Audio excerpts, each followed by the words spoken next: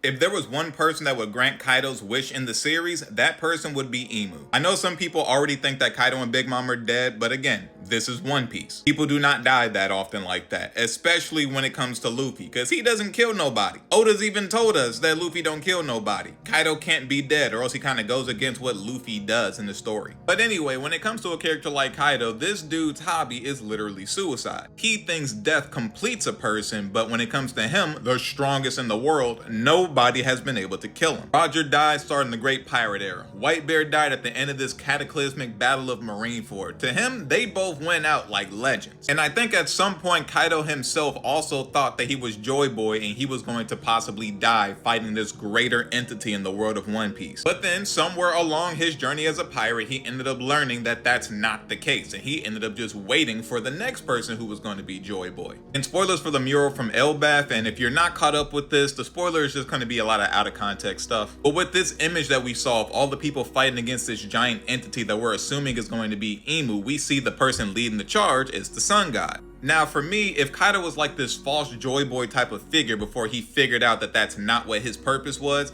it would make sense for me if he were to fight Imu before Luffy does. The man who's wanted nothing but the world's biggest and craziest war will end up fighting in the last war of the story against the main villain, and I think that's something that would wrap his character up perfectly. He didn't get a chance to be Joy Boy. He just had to sit down and wait for the real one to show up. All he really wanted to do was die in a glorious way. So if he pops back up for the final war and he sees the being that Joy Boy, the person he thought he was at one point, is this big thing that's taken over the world and he gets to fight it, he's gonna fight it. I see some people saying Luffy's not gonna accept him onto his side or whatever.